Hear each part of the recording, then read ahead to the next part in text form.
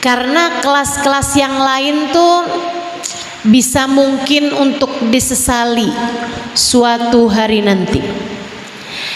Pencapaian-pencapaian yang lain selain daripada surga, khawatir kamu sesali suatu hari nanti.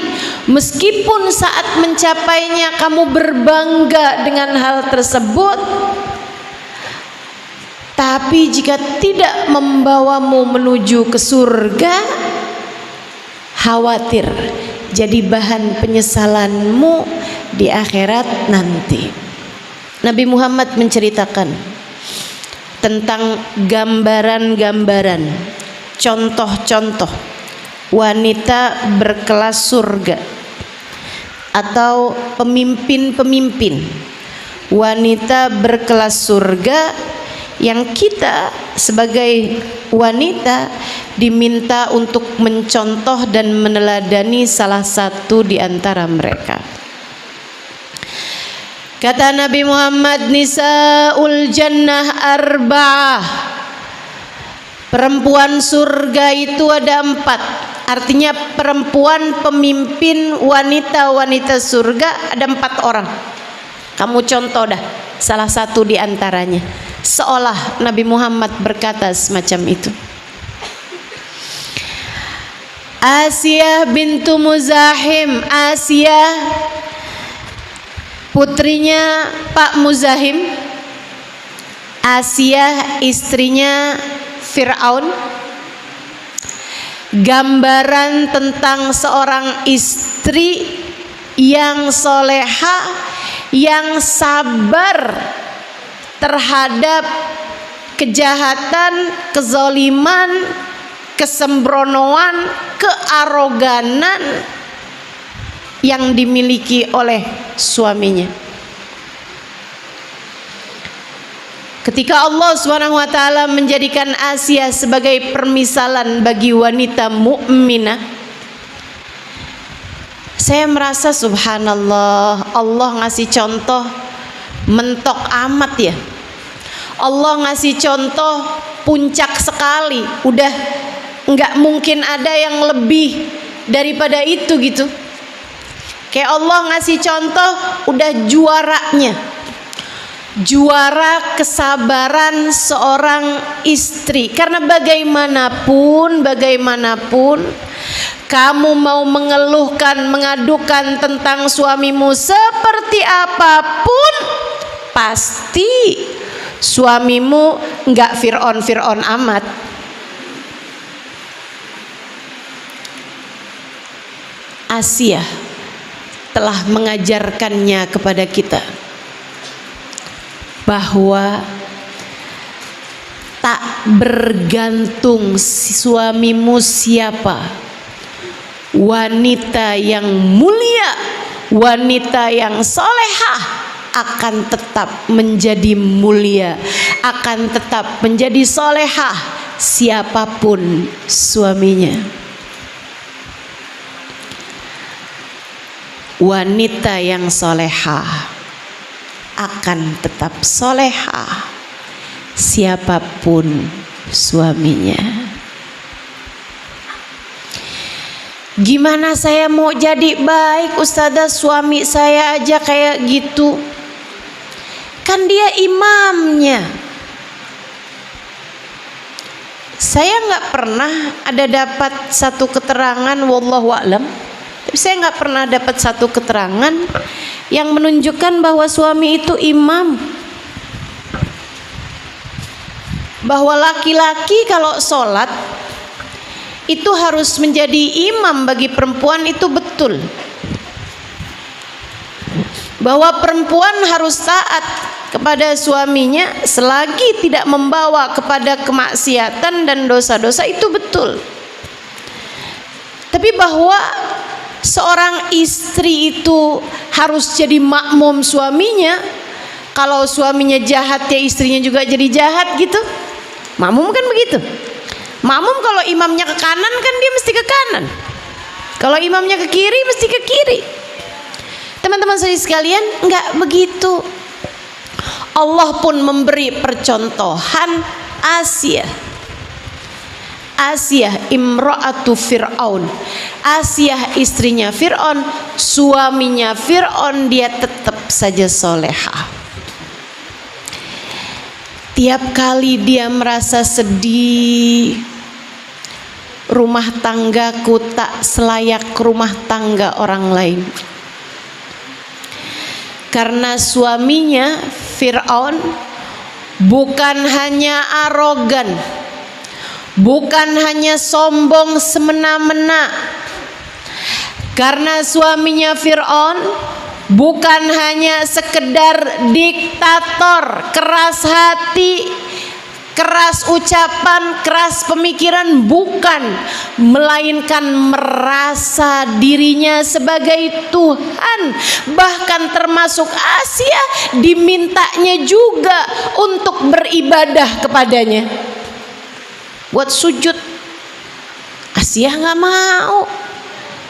Setiap kali Asiyah nggak mau, kabarnya teman-teman, Asiyah tuh disiksa, dinaikkan di atas tempat tidur dari besi, di bawahnya dinyalakan api. Bukan main-main. Tiap kali dia merasa kepedihan yang dialami, Asiyah mengangkat tangannya dan berkata, Rabbibnili indaka baitan fil jannah. Rabbibnili indaka baitan fil jannah. Ya Allah, bangunkanlah untukku sebuah rumah di sisimu di dalam surgamu. Seolah Asiyah mengatakan, ya Allah, hidup di dunia nggak seneng-seneng amat, nggak apa-apa deh ya Allah. Yang penting tar di akhirat. Dunia kan sebentar ya Allah. Akhirat yang kekal. Kalaupun saya tak dapat berbahagia di dunia, bahagiakanlah saya di akhirat nanti. Bangunkanlah untuk saya rumah tangga yang menyenangkan di sisimu, di surgamu nanti ya Allah. Begitu doanya Asiyah.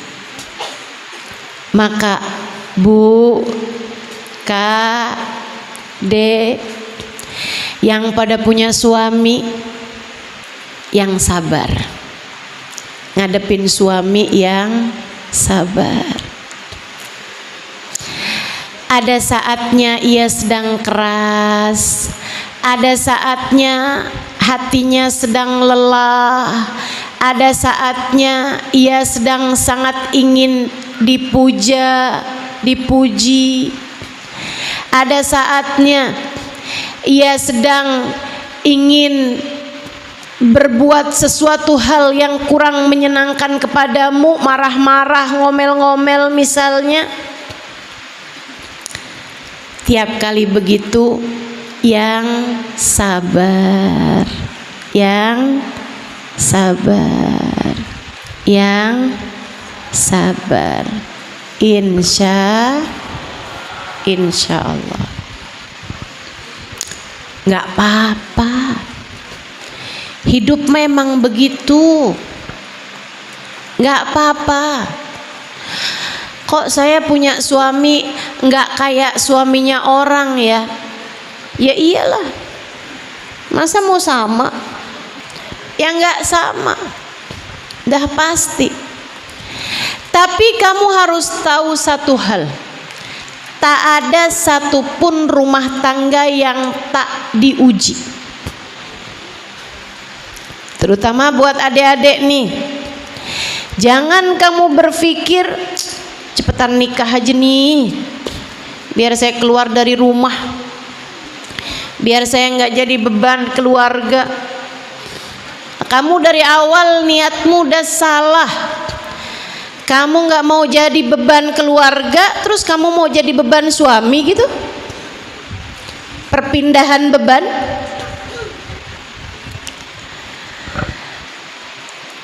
Tidak ada rumah tangga yang tak diuji. Tak ada rumah tangga yang tak diuji. Saya ulangi, tak ada rumah tangga yang tak diuji. Semuanya diuji. Jangan sok-sok merasa kamu yang paling menderita. Jangan sok-sokan merasa saya adalah istri yang paling merana. Enggak, kamu bukan satu-satunya. Tilkal ayyam nudawiluha bainan nas. Hari di atas muka bumi ini kayak roda, kata Allah, kami puter-puterin begitu aja. Semua yang terjadi padamu pernah juga terjadi kepada orang-orang sebelummu. Pilihlah jalan yang terbaik. Tiap kali diuji, jawablah soal-soal ujian tersebut dengan cara yang paling indah, dengan cara yang paling Allah inginkan. Tetaplah menjadi hamba Allah yang solehah. Iya nih ustazah, suami sedang berpaling hati kepada janda di ujung jalan sana.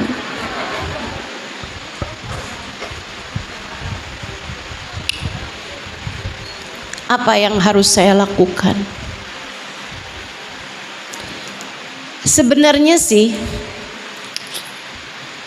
Sebenarnya kalau suami sedang hatinya berpaling darimu, dari istrinya, berpaling kan berarti kepada yang tidak halal baginya.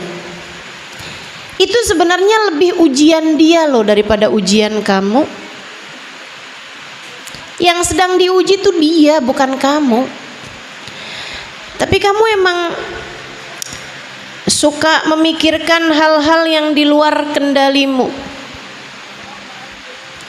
Baiklah, kalau kamu menganggap itu sebagai ujianmu, bahkan menganggapnya sebagai ujian terbesar dalam kehidupanmu, kusampaikan padamu, ketika hati suami diuji dengan mencintai wanita yang lain, Bu, Kak, Dek, Allah sedang menginginkan hatimu untuk kembali kepadanya. Saya sering sampaikan, ketika Allah menjadikan hatimu patah dari selain Dia, itu adalah karena Allah hendak menarikmu kembali kepadanya. Seolah-olah Allah berkata, lihat, kamu cinta suamimu, mengecewakan bukan? Sebab hanya cintakulah yang akan tak pernah mengecewakanmu. Yang kamu cintai manusia sih, berbolak-balik hatinya. Hatinya bahkan berada dalam genggamanku. Kenapa tidak kamu cari cintaku saja? Aku akan memuliakanmu. Aku akan menaikkanmu, menjadikanmu wanita berkelas surga.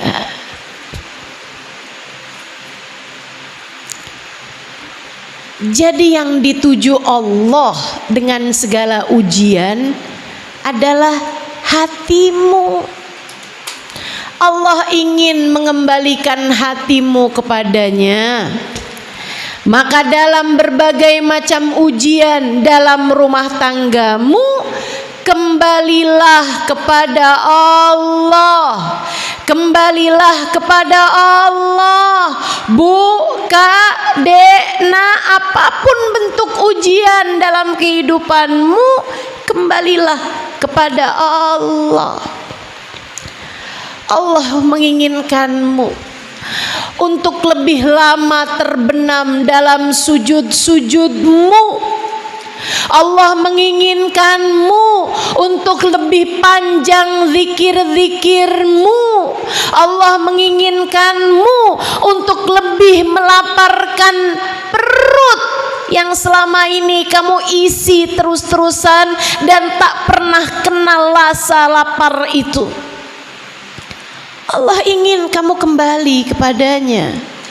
Kamu kok hidup di dunia lupa kalau yang dituju bukan dunia.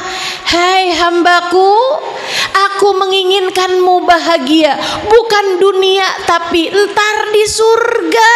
Kamu kok segitunya bersenang-senang dengan dunia? Nih, aku kasih cara buat kamu kembali kepadaku. Allah pun lalu mengujimu. Hati suamimu yang berpaling darimu, atau ada yang dikasih sakit, ada yang dikasih kesulitan yang lain, ada yang dikasih kemiskinan, kebangkrutan, berbagai macam ujian Allah Subhanahu wa taala berikan, tak lain tak bukan untuk mengembalikan hati hamba kepadanya. Fahamilah itu. Fahamilah itu. Tetaplah menjadi Asia yang ketika diuji dengan keadaan suaminya, Asia membenamkan dirinya dalam sujud kepasrahan. Asia memanjangkan zikirnya kepada Allah, memanjangkan istighfarnya kepada Allah. Ia tidak protes kepada keputusan Allah. Ia tidak berkata, ya Allah, padahal saya sudah sujud kepadamu selama ini, padahal saya sudah beriman kepadamu selama ini, kenapa engkau memberikan kepada saya suami macam ini ya Allah kepada saya? Jangankan beriman, ia bahkan merasa dirinya jadi Tuhan. Gak pernah Asia protes. Yang ia lakukan adalah menengadahkan tangan, berbisik lirih kepada Allah Ta'ala, Rabbibnili indaka baitan fil jannah.